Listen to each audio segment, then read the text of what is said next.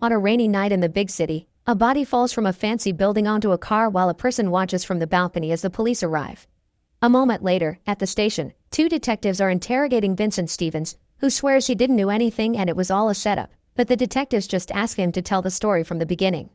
Early in the morning, Luke Secord was taking some groceries to the loft he shared with Vincent and three other friends and found a dead woman handcuffed to the bed.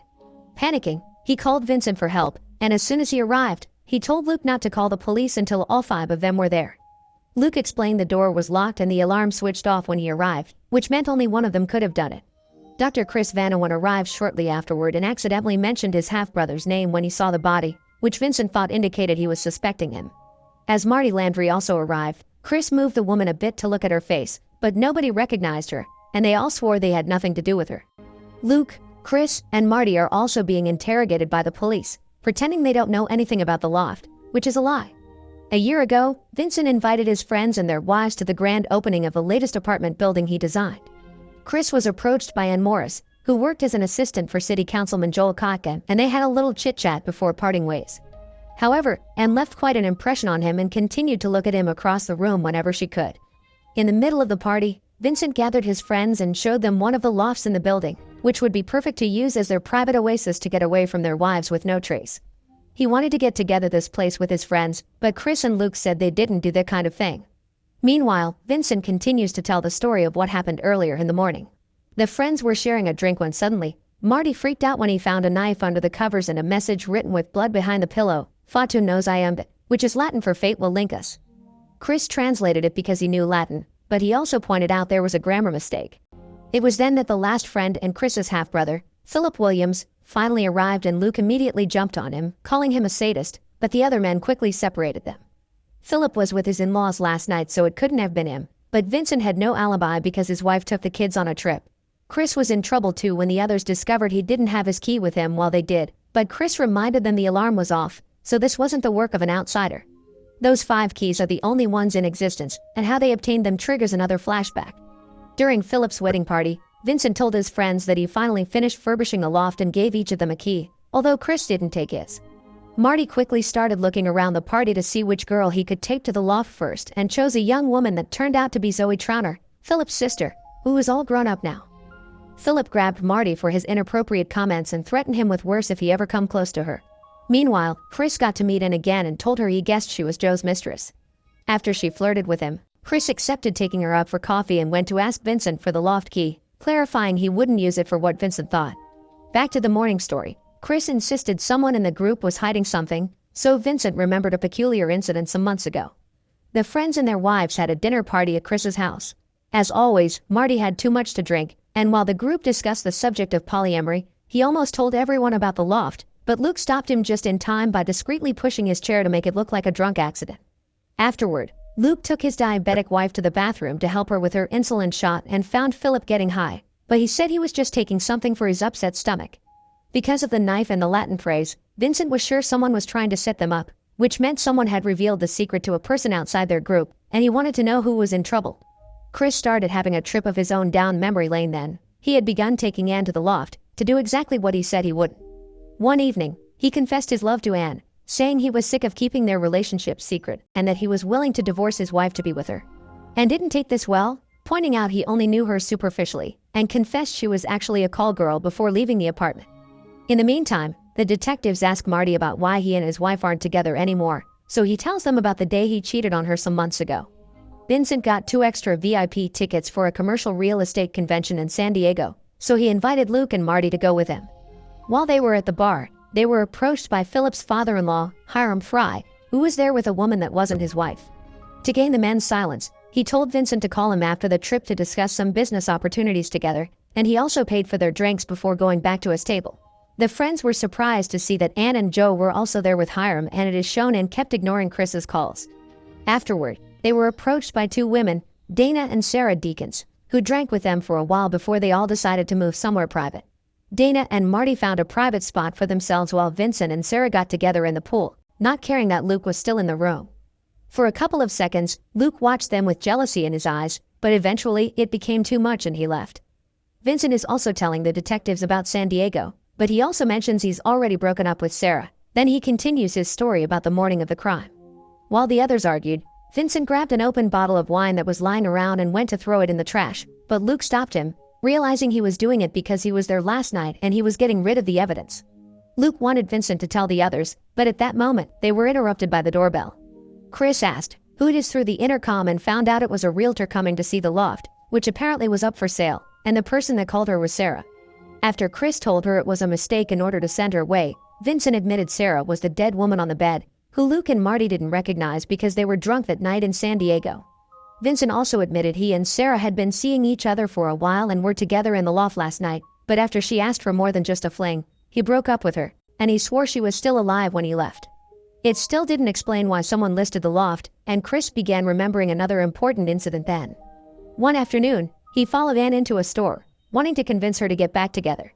He promised he hadn't taken any other women to the loft and never will, so to prove it, he gave her his key. After hearing Vincent's confession, Philip got very angry and grabbed the knife from the bed, intending to attack Vincent, but the other men kept them apart, so Philip just threw the knife at him. Vincent caught it and put it back on the bed as he asked Marty if they were going to leave him hanging, which caused Marty to remember some things of his own. Some weeks before, Marty showed up at the loft while Vincent was busy with a woman to tell him Miriam had left him after Dana showed at his house to ask for more than just a fling. Marty was devastated and asked Vincent to help him get Miriam back, so Vincent promised he'd talk to her. Vincent wanted to move the body away, and Philip called him out for speaking of Sarah like an inconvenience. Vincent thought that was golden coming from Philip and reminded him of his own incident from a few weeks ago. Chris and Vincent were rushing into the loft because they heard about an emergency. They found a very stoned and violent Philip completely losing his mind and a woman handcuffed to the bed, crying and saying Philip hit her and took advantage of her. Philip yelled at her that call girls couldn't be taken advantage of, and Chris pushed him against the wall for that, saying he wasn't any better than his drunk abusive father. This angered Philip even more, and he told Chris he'd never understand what he and Zoe had to go through, but Chris told him back then he didn't know what kind of man his mother had married, otherwise he would have helped his half-siblings escape.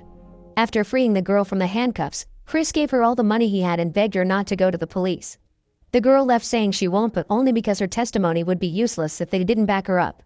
Marty hadn't known about this incident because they wanted to protect Philip, and since everyone was airing their secrets, Luke felt it was his turn as well. He admitted that a long time ago, he installed hidden cameras in the loft. The cameras weren't recording 24/7 though, only at certain times, so Luke didn't have anything from last night because Vincent had broken his own rules and told nobody that he'd be using the loft. It was not the first time he broke the rules, and Vincent was now worried about his secrets being on tape, but Luke promised he'd never betray his best friend. He also said that when people got hurt they ended up finding each other, and this made Vincent remember the day they went to a casino night for a charity event. They all brought their wives with them except for Marty, who ended up bumping into her anyway. When he tried to apologize to her again, she wouldn't hear it and even told him perhaps she had already taken revenge by sleeping with one of his friends. Hiram and Joe were also there, and Vincent went to talk to them since Hiram never called him for that job he promised in exchange for his silence. He mentioned San Diego on purpose in front of their wives as a threat before leaving, and when he saw Zoe also came to the event, he nodded at her, which was noticed by Philip. He got furious because his sister wasn't supposed to be there and argued with his wife for giving her a ticket. This fight ended up with them agreeing on getting a divorce. In the meantime, Anne also arrived and sent a message to Chris to meet her in the girls' bathroom, but he didn't find her. The one he did see is Sarah, who quickly left when she saw Joe entering the bathroom as well. He asked Chris to make Vincent stop playing dangerous games with his hidden threats, and Chris in return asked him to stop seeing Anne. Joe says he loved her as well, and when Chris pointed out at least he didn't pay her, Joe replies that no, he wasn't the one that paid her. Anne came out from the stalls then and told Joe to leave, and after he was gone, Chris asked Anne what he meant with those words, and told him someone paid her for the first time she was with him, but all the other times were real. Chris wanted to know more details, but Anne left as well, and when he followed her out, he found a commotion in the main hall. Philip was beating up a guy for getting too close to his sister. The men were separated and Hiram told Philip he didn't want to see him around ever again while Vincent hugged Zoe to comfort her. This was seen by Sarah, who approached Vincent when he was alone and asked him how many women he had in his life. She wanted him to choose one already, but Vincent didn't want to have this conversation now when his wife was around, so Sarah decided to go to her and tell her the truth. Luckily for Vincent, Luke cut in just in time and convinced her not to make a scene. Remembering all the times their wives have given them knowing looks and asked weird questions, Vincent reaches a conclusion. Their wives have always known about the loft and this was their revenge. As he tried to tell his friends this, he began feeling dizzy, and the other men surrounded him when he fell to the floor. They told him it was not their wives that found out the truth, but his friends did, and that was why they put something in the drink some moments ago. As they began to take his clothes off, they started telling him the whole story. When Luke came earlier with the groceries, it was actually his second time in the apartment that morning. He had come even earlier and found Sarah dead from having taken too many sleeping pills, but there wasn't blood or handcuffs yet, just a letter saying goodbye to Vincent.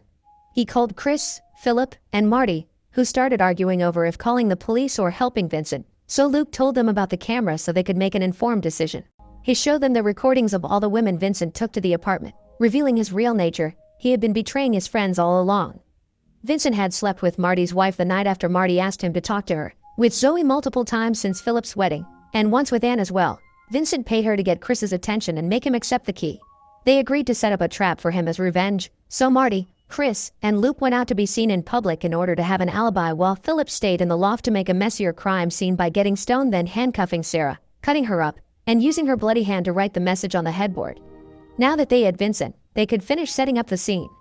They forced him to swallow some alcohol and sleeping pills before putting him on the bed and handcuffing him to Sarah as he began to lose consciousness, leaving him there for the police to find. Back in the present, the detectives don't believe such a crazy conspiracy story. The only fingerprints on the loft are his and Sarah's. The DVD collection they found next to him only has recordings of Vincent but not the others, and Philip was with Hiram all morning so he couldn't have been in the loft. Vincent replies that there are perfectly good explanations for this. His friends probably cleaned off the loft to get rid of their fingerprints and they were wearing gloves anyway. Luke must have destroyed the recordings that didn't include him, and Philip is probably blackmailing Hiram using the information Vincent gave him about San Diego, so Hiram is covering up for him. This makes the story even more complicated and weird, so the cops still won't believe him. A few hours later, one of the detectives tells Chris he's allowed to go, but first, she comments on a detail that still baffles her. She doesn't understand why Vincent keeps on trying to accuse his friends, so maybe he's still hiding something else, like the fact he murdered Sarah. Chris is confused by this since the other officer had told him Sarah committed suicide, but the detective replies the results of the autopsy have arrived and they show some confusing details. The pills didn't kill Sarah. She was still alive when the cuts happened, and because of the angle of those cuts, she couldn't have done them herself. There was also no farewell letter, but they did find Vincent's fingerprints on the knife. As Marty and Philip also leave the station, Chris is visibly upset by these details and can't help to keep on thinking about them. If Sarah hadn't been dead when they found them, that means their plan, and particularly Philip, killed her. It's also strange that they didn't find a farewell letter because he's sure they left it on the crime scene with the DVDs and the knife. When he finally puts two and two together, he calls Luke and tells him to meet him at the loft. Once there, Chris reveals he contacted the real estate agency to find out who had put up the loft for sale, and they gave him a number that he calls right now on his phone, which causes Luke's to ring in his pocket. He also shows him the letter, which he found in the trash, and he guesses Luke had thrown it away because he had written it, not Sarah. Finding himself cornered, Luke finally tells him the truth. He was in love with Sarah, and he even confessed to her his feelings the night of the charity event, but she turned him down. All this time he's suffered watching the recordings of her and Vincent together, so when he heard Vincent's family was away on a trip, he came to the loft, knowing Vincent would bring Sarah. He waited until he left before going to see her and, pretending to comfort her, he put the pills in her wine as a misdirection, then injected her with some of his wife's insulin, which leaves no trace, in order to give her an overdose. Then it was just a matter of writing the letter and calling the other three in the morning to get the plan rolling. Luke says he did it out of love. He just wants to ruin Vincent's life as revenge for how he used every person in his life. But Chris points out that his trick didn't work and Sarah was still alive when Philip killed her, so the police will charge Vincent with murder, which is more than the ruining of his reputation that Luke had been going for. When Chris tells him he's already called the cops and told them everything, Luke panics and grabs a knife, using it to threaten Chris and make him walk out to the balcony, where he wants him to jump off.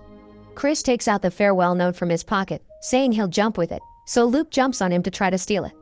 The two men get in a fight and for a moment, Luke has Chris against the balcony railing with his hands around his neck, but Chris manages to punch him and get him off him as the knife falls to the floor. Chris picks it up and tells him it's all over, so finding himself cornered again, Luke asks Chris to tell his wife and kids that he really loves them before he jumps off the balcony, landing on top of a car and dying. 1 year later, a now divorced Chris is at a bar hanging out with Marty and his wife, who got back together because they had both been cheaters, so they're even now. When it's time to go home, Chris goes to the parking lot to get his car and is surprisingly approached by Anne, who tells him she still hasn't given him back his key. Chris tells her it's not necessary because the loft is now Vincent's home since that's the only thing his wife allowed him to keep in the divorce. After she asks him about Philip, whose case is still undergoing trial, she tells him she's quit her job and broken up with Joe, so she'd love to have coffee with him sometime. Make sure to subscribe and turn on notifications so you can watch more videos like this. Thanks for watching.